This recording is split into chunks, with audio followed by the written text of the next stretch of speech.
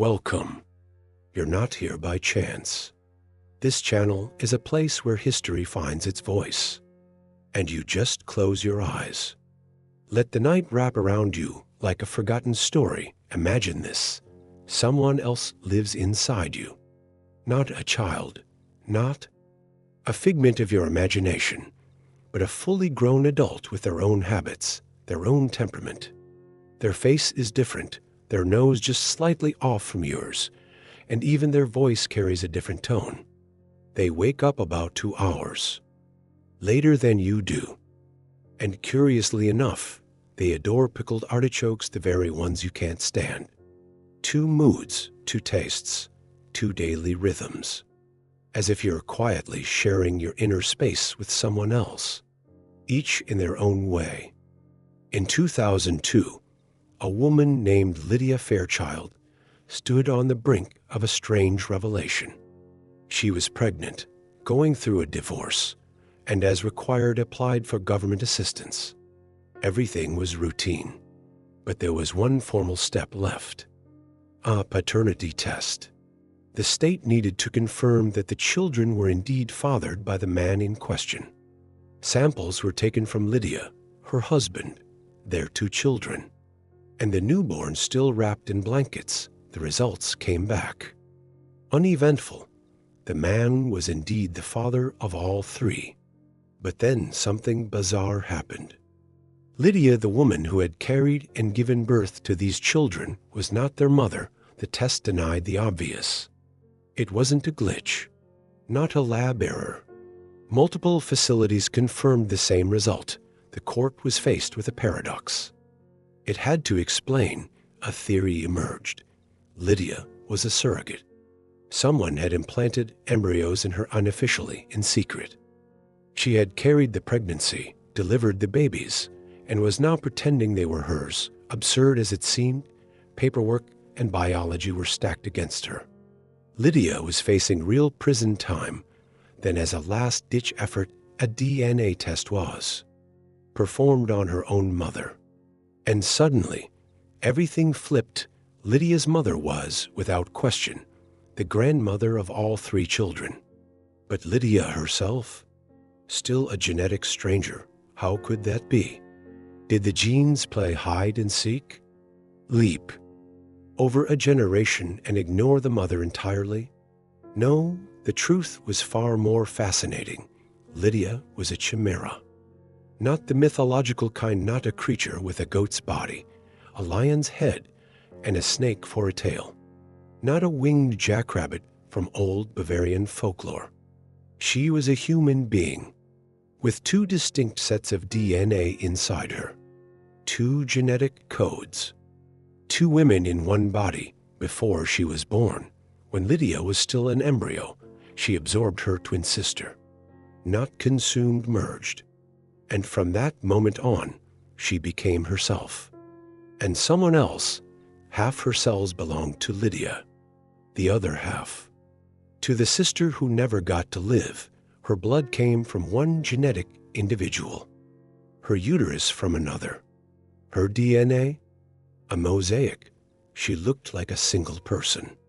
But in truth, she was 2, and when the lab tested her DNA, they took a sample from the wrong part, the half that belonged to her twin. Hence, the mismatch. But then, who was the mother of those children? The one who carried them, or the one whose cells shaped the womb? The answer, both, because Lydia was both. Not 2 lives separated, but one life fused from 2, not conjoined twins split into 2 bodies. But the reverse, 2 beginnings woven into one being. When they finally took a swab from her cervical tissue, everything made sense.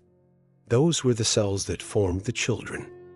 The mother's body, the mother's DNA, just from a different part of herself. Lydia was exonerated. Today, science knows of just over 100 documented cases like hers. But chances are, there are many more. People who never suspect a thing. After all, who gets a DNA test? Just because? You could live your whole life never knowing that inside you, someone else once lived too. If you think about it, we're all a bit like chimeras. Not in the mythical sense, but in the most basic, biological way. We're made of two completely different people. Our mother and father. Their genes don't just suggest a blueprint. They command the design, what shape the body takes, what the face looks like, and where the nose should sit. For example, 70% of your body shape isn't from hours in the gym or a perfect diet. It's genetic. You can work out, eat clean, but if your DNA says strong, stocky build, well, you're going to have a strong, stocky build. And if it says tall and lean, that's just how it's going to be. Take this one guy, he wasn't born a superhero or a mutant, but he had one broken gene. His myostatin doesn't work. That's the gene that limits muscle growth. It's like the natural brake on muscle mass. But since his myostatin is busted, his body's like, okay, no brakes, let's bulk up. Now he looks like a Belgian. Blue cow, all muscle, no fat. Same genetic glitch. Scientists even inserted this broken gene into mice, and their muscles grew twice as big. No workouts, no protein shakes, just because that one little gene said, grow. But genes aren't just about the body. They're in charge of everything we think of as ours. You might have gotten your brains from your mom, your immunity from your dad. But what about things like how many kids you'll have, your love for pickles, your anxiety, or your ability to make money? Yep, all that's in the genes too, but what else is hidden in there? And the real question, can we rewrite it? Can we change the script that was written long before we were even born? Ready to be surprised? You're about to find out how many chromosomes a cake has, why brown-eyed parents can have blue-eyed children, whether we can clone a human or a mammoth, what the word homunculus really means, and why every sperm cell is truly unique. Plus, can a scanner tell twins apart by fingerprints or face? In which country a date might unexpectedly pair you with a relative? Which genes affect your wealth in the first months of life? And whether you can influence your genes after you're born? Have you ever wondered why we look so much like our parents? Why do we have our mother's eyes and our father's nose? Why is our personality from one and our walk from the other? It seems pretty clear, a bit from mom, a bit from dad, and voila. We're a unique combination. But in the past, things were explained much more simply. Ancient people thought that the blood of the father and mother literally mixed into one, like two liquids, and this mixing was what gave offspring the traits of both. The fear of incest was connected to the idea that if noble blood mixed with common blood, the descendants might lose all noble traits, and no one would know who came from aristocracy and who was from the common folk. But everything changed in the 17th century when the microscope was invented. And this is where the real revolution in science began. Someone, probably the first person, looked into the microscope and started examining their fluids, sperm, blood, saliva. And when they saw the moving sperm cells, a new idea emerged. Within the reproductive cells lived a tiny human, already fully formed. A little human who, upon conception, entered the mother's body, continued to grow, adapting to her environment. This was the homunculus, little human, who began its development in the mother's body from the moment of conception. Now, when we talk about inheritance, we already know that sperm and egg cells do not contain the actual human being. In reality, inside them is not the person themselves, but only DNA, a molecule that contains all the instructions for creating an organism. This molecule carries the information necessary to form all our cells, organs, and systems. DNA is packed into chromosomes, and humans have 46 of them.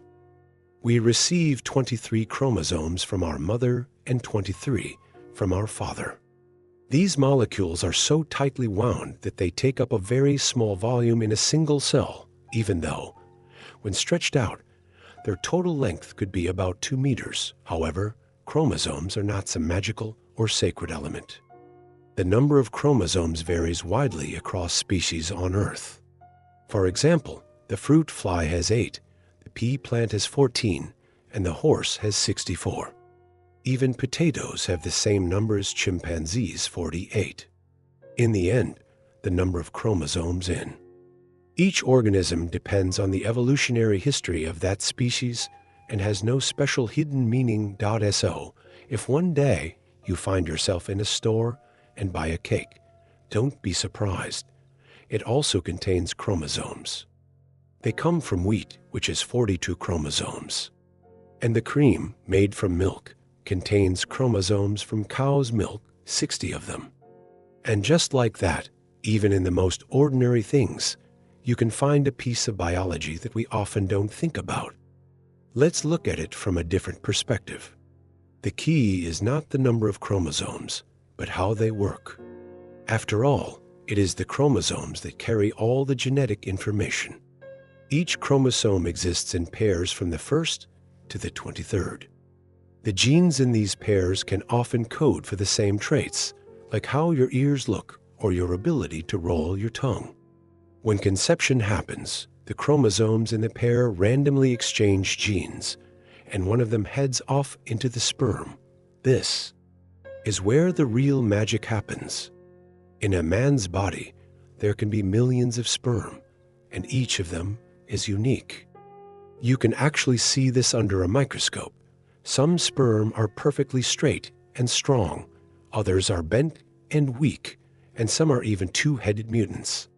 But only the fastest and healthiest sperm make it to the egg. There, they'll meet 23 female chromosomes, each carrying its own random genes. And so, from these 46 chromosomes, which randomly combine, a unique child is born. And this child is truly one in a billion. Never before has there been anyone like them on Earth. Our inheritance is essentially a puzzle made up of small pieces passed down by our parents. But why do some mysterious things happen, like blue-eyed children being born to brown-eyed parents? Or how do we explain a situation where parents with blood group 4 have a child with blood group I? Sometimes there are unusual traits in our genetic code that only reveal themselves under certain conditions.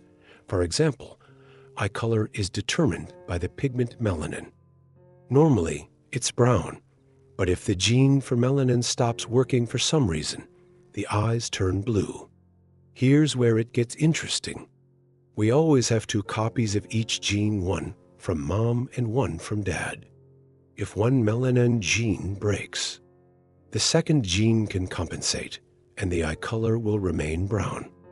However, if the child inherits the broken copy, the melanin gene won't work, and their eyes will be light. This is how blue eyes happen. In essence, blue eyes are a mutation that occurred quite a long time ago. Thousands of years ago, one of our ancestors had this mutation and passed it on to their children. Now, scientists believe that all blue-eyed people on the planet are descendants of that very first blue-eyed person. Interestingly, the inheritance mechanism works not only in the direction of beneficial mutations or traits. Harmful mutations that can affect health are also passed down from generation to generation, but often remain dormant, these hidden defects can stay in your lineage for centuries, passed down from one generation to the next, until one day they are activated when you meet a partner with the same genetic anomaly. A notable example is the Egyptian pharaohs and European Habsburgs, who, through marriages within a narrow circle, aimed to preserve their pure blood, not allowing their genes to mix with commoners. However, such isolation led to catastrophic consequences. After generations of inbreeding, their descendants began to suffer from diseases that had not previously manifested. The most famous example is the so-called Habsburg lip, a feature that appeared in members of this family due to genetic disorders. This was accompanied by other issues such as epilepsy and developmental delays. Interestingly, these mutations can appear not only due to such historical cases. In the modern world, even science, such as genetics and research with drugs like Zolgensma, being developed for treating diseases like spinal muscular atrophy, can also be related to genetic mutations that manifest only after several generations. This vividly demonstrates how genes can lie dormant for years, hidden in our bodies, until they encounter a partner that activates them. Genetics is not just about passing on traits, but also a complex game of chance, where even the most invisible mutation can be awoken at the right moment and begin to impact us. In Iceland, there's an interesting and unique tradition rooted in the fear of genetic diseases. For centuries, this nation has remained isolated, and as a result, even today, random dates might not only lead to shared interests, but also to genetic errors. Yes, it's not just about common tastes, but about similar genetic issues. Icelanders care so much about the health of their future offspring that before deciding whether to spend an evening with someone or not, they check their family trees. There's a special app for this, which helps trace genetic connections and checks whether two people share common ancestors, and therefore the risk of passing on any genetic diseases to their future children. The app identifies familial TIs and shows how closely related these people are, whether they are siblings or something else. It turns out that even the seemingly safest dates could lead to unexpected and undesirable consequences in the form of genetic mutations. After such checks, it's quite logical to offer to remain friends or simply end the relationship. Icelanders care so much about their future generations that for them, mixing genetic errors is a serious issue that they consider long before deciding who will pay for dinner. Turns out, our genes don't just determine how we look, like our eye color or body shape, but also what illnesses might be hiding inside us. But can traits like mom's intelligence or dad's alcoholism be passed down too? That's where it gets interesting. To truly understand what's written into our DNA, scientists dream of the perfect experiment. Take two people with identical genes and simply observe how differently they live. The similarities would be thanks to genetics. The differences? Lifestyle, habits, and plain old chance.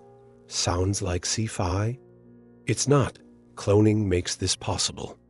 Scientists remove the nucleus, the cell's instruction manual, from an egg, and replace it with the nucleus of another organism, the one they want to clone. The egg then follows the new genetic instructions and builds an identical being. That's how Dolly the sheep was born. And today, there are actual websites where you can clone your deceased pet. For $30,000, they'll recreate your dog or cat. For $70,000, they'll clone a horse. If the body is preserved properly, cloning can be done even years later. So, what about woolly mammoths? They've been frozen for centuries like nature's deep freeze. In theory, we could bring them back. In reality, it's not that simple. DNA is delicate, and over thousands of years, it breaks apart. Not just their flesh and bones are damaged, their genetic code is too shattered to use. Recently, headlines were buzzing with claims that scientists had brought dire wolves back to life. These legendary beasts supposedly returned after thousands of years of extinction. Sounds dramatic, but the truth is far less magical and way more scientific. There was no resurrection, no cloning of ancient predators. What actually happened was that researchers took regular modern wolves and used gene editing to tweak 14 specific genes, altering their appearance to resemble the long-lost dire wolves. The resulting pups turned out slightly larger, with paler fur and a different-sounding howl, enough to draw comparisons to their prehistoric cousins. One of them even ended up in the arms of George R. Martin himself. But let's be clear, these aren't real dire wolves. They're just genetically modified lookalikes. Calling this a revival is like saying a new frost-resistant wheat variety is a comeback of some ancient grain. Technically impressive. Absolutely. A return from extinction? Not quite. If all we need is a complete strand of DNA, then why haven't we cloned a human yet? Is it because of ethics? Morality? Technically, yes. But in reality, it's much simpler. We just can't do it. Remember the famous sheep Dolly? She wasn't. Created on the first try, not even close. It took 277 failed attempts before one embryo finally developed successfully. That was back in the 1990s. Since then, cloning technology has improved, of course, but even today, it's still like playing a very high-stakes lottery. Cows are the easiest to clone, and still, only 1 in 5 survives. Why?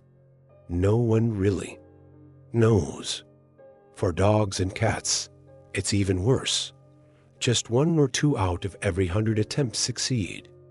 As for monkeys, our closest relatives, scientists managed to clone one for the very first time just a year ago, after 25 years of trying.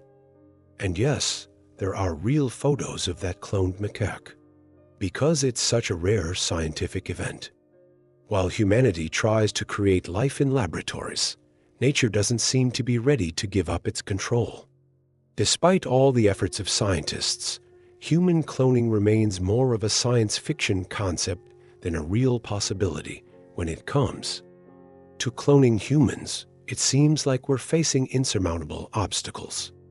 We've dreamed for so long of creating the perfect duplicates, but reality proves to be far more complex. The issue isn't that human cloning is immoral or unethical, it's simply that we don't know how to do it. Perhaps we're just not ready for such an experiment, especially since nature has already figured out its own truly fascinating way of creating duplicates. One of the most mysterious and intriguing phenomena in nature is identical twins. Instead of us inventing clones, nature does it all on its own. In the case of fraternal twins, 2 fertilized eggs grow in the same womb, and they usually turn out to be 2 completely different people. But identical twins now, that's a real marvel. One embryo suddenly splits into 2, and voila. We have 2 people who are as alike as 2 peas in a pod. What's even more interesting is that these natural clones not only share the same appearance, but also have incredibly similar genes. If they decide to have children with different partners, DNA tests would reveal that their children aren't cousins, but siblings. After all, their genetic makeup is essentially the same. These twins are true wonders of nature, and their existence serves as a reminder of how intricate and mysterious our world can be. In an American state, there's a city whose name says it all, Twinsburg. This is not just a place on the map, but a true center for twins, where an annual festival brings pairs of twins from all over the world. Just look at them, they are like 2 peas in a pod, perfectly matching facial features, curly hair, even their eyesight is often the same. If one twin wears glasses, the other is almost certainly doing the same. And what about their voices? They blend into one, they sound so similar, but let's dig a little deeper. Even in old age, twins retain remarkable similarities. Their figures, their walk, and manner of speaking, everything seems to follow the same pattern. But there are differences too. A perfect example, moles. Look at these guys. One has a mole on his forehead, while the other doesn't. This isn't a coincidence. It's the result of how each of them lived their life. One may have spent more time outdoors, while the other less. Moles, like many other features, are the result of external factors that aren't coded into genes, but fingerprints, that's a different story.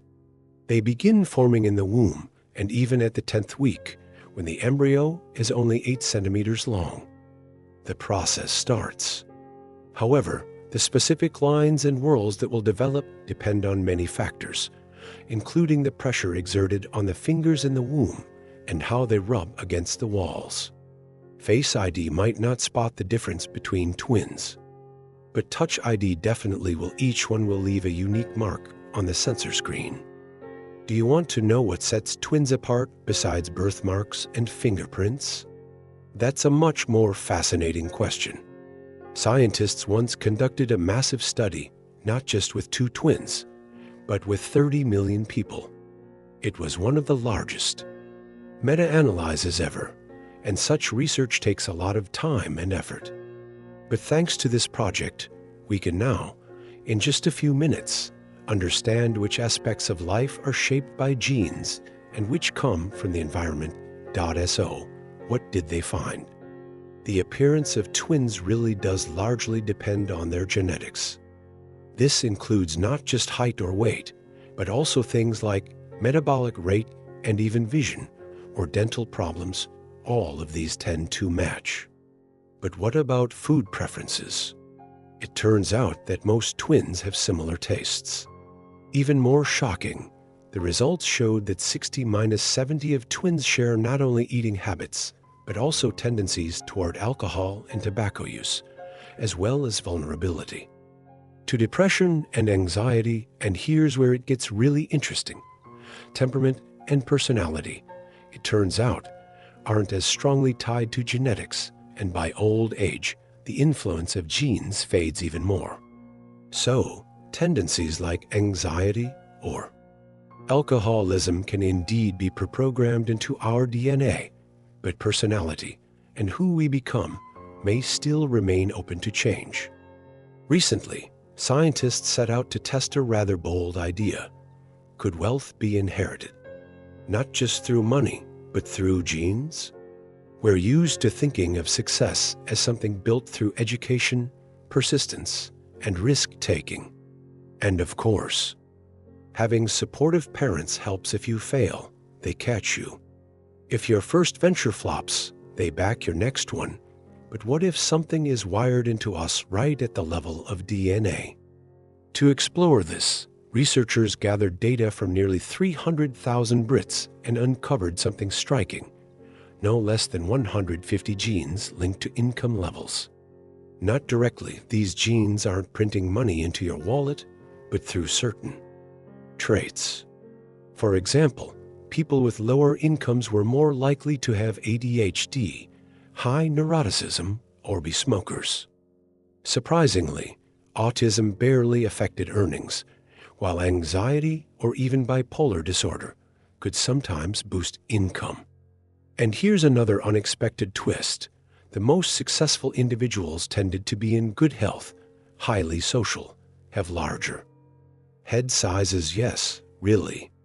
And delay having their first child. So, there's no single wealth gene or genius gene, but there's a whole web of genes that can indirectly nudge you upward. Curious to know which genes you carry? These days, all it takes is a simple saliva test. We tend to think of genes as something inevitable.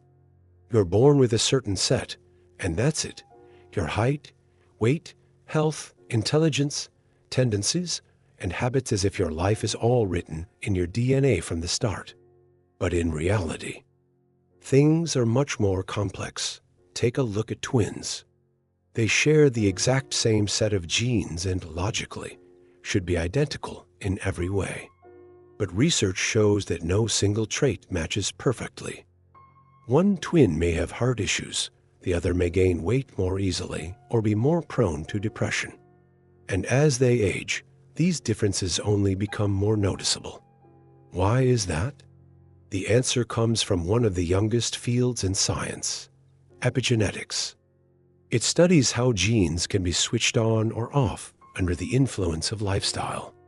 So, we don't just carry our genetic code, we interact with it. The way a person eats, sleeps, handles stress, and moves can activate or silence certain parts of their DNA. What's especially important is that these changes can leave a mark, not only on the person's own life, but also be passed on to the next generation.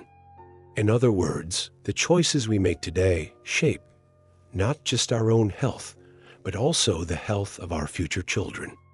Genes are not a life sentence, they're a flexible system that we can work with throughout our lives. Scientists conducted an interesting and revealing experiment with mice. For 3 days, they exposed the mice to the scent of perfume while simultaneously subjecting them to mild electric shocks 10 seconds, 5 times a day. As a result, these mice developed a reflex, beginning to associate the scent of perfume with discomfort, much like Pavlov's dogs learned to associate the sound of a bell with food. But the experiment didn't end there.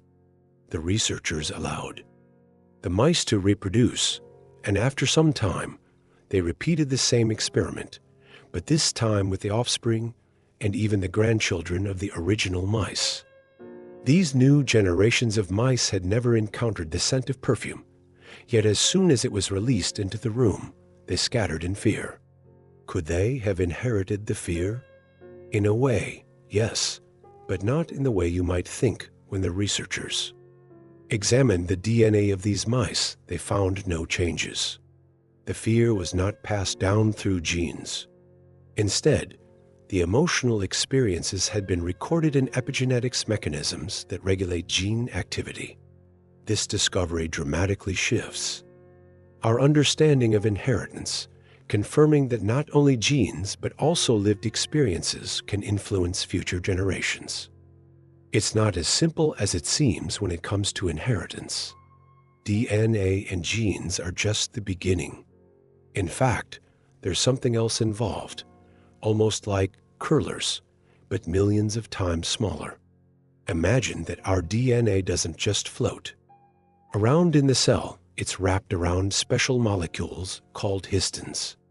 These histons act like little curlers, twisting the genetic material. If there are too many of them, the gene gets turned off. It's like trying to read a book wrapped in a toilet paper roll. But if these curlers are loosened a bit, the gene reopens and becomes active again. This process was vividly demonstrated in an experiment with mice.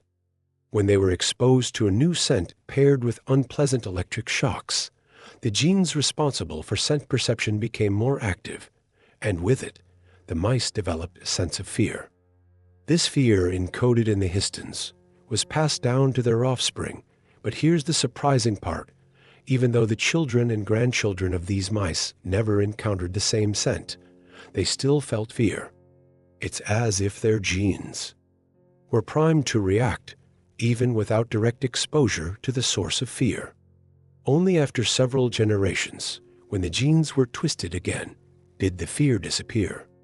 This clearly shows how inheritance and behavior can be passed down not just through genetic code, but through more subtle mechanisms, epigenetics, which regulate which genes are activated and which remain dormant.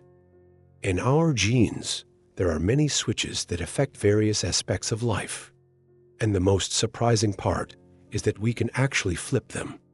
For example, it's possible to influence things like height.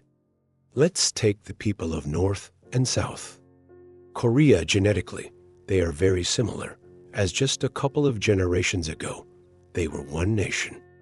But look at what's happening. School children in South Korea are on average 13 centimeters taller than their peers in the North. This gap remains even in adulthood and grows larger every year. Why is this happening? The answer lies in nutrition. In conditions of excess calories, an entire nation can grow a few centimeters taller. This doesn't only apply to Koreans, but to people everywhere. A good example is the height of Europeans over the past 2,000 years. It used to fluctuate, not exceeding 172 centimeters, until the 20th century, when living standards skyrocketed and people's height increased by almost 10 centimeters. And all of this was made possible by improved living conditions. Is it possible to pass on beneficial changes in DNA, just like mice pass on acquired fears? It turns out there's an interesting rule. Only epigenetic changes that occur in the reproductive cells are passed on. This means that if you've improved your life, built a career, or developed important skills, those changes will remain with you.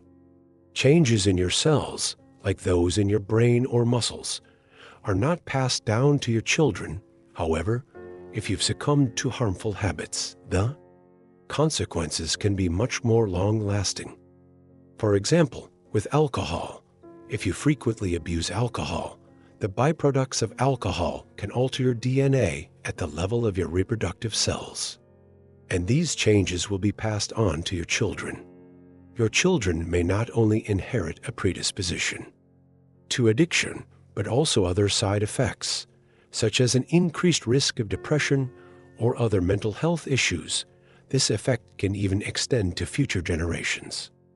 It's hard to believe, but addictions, including nicotine addiction, truly leave a mark on DNA, and this can be seen by carefully studying genetic information.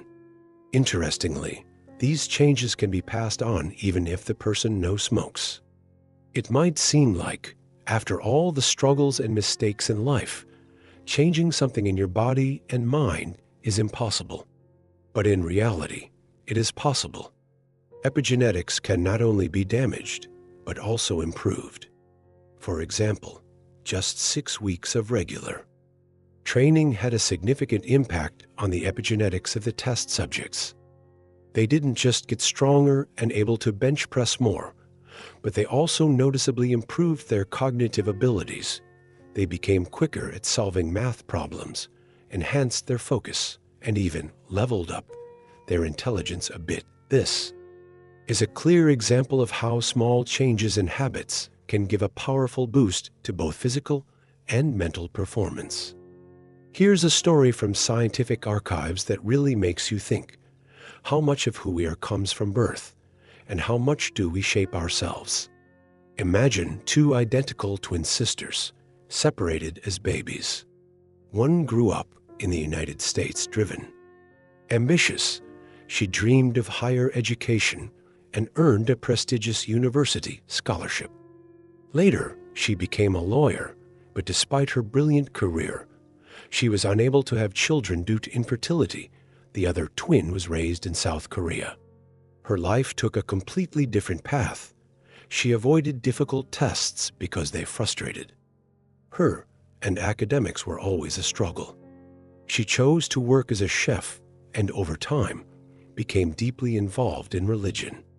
But she had 2 children and found happiness in family and spiritual life. What they still shared was surprisingly little: their appearance and a genuine love for helping others. They started as identical copies, but they became completely different people. It wasn't their genes that determined their fate, but their daily choices. And those choices, through epigenetic changes, ultimately shaped who they became. So don't blame everything on your genes. Your DNA is not a life sentence, it's just a starting point. Thanks to epigenetics, it's entirely up to you how you choose to unlock and use the potential within you.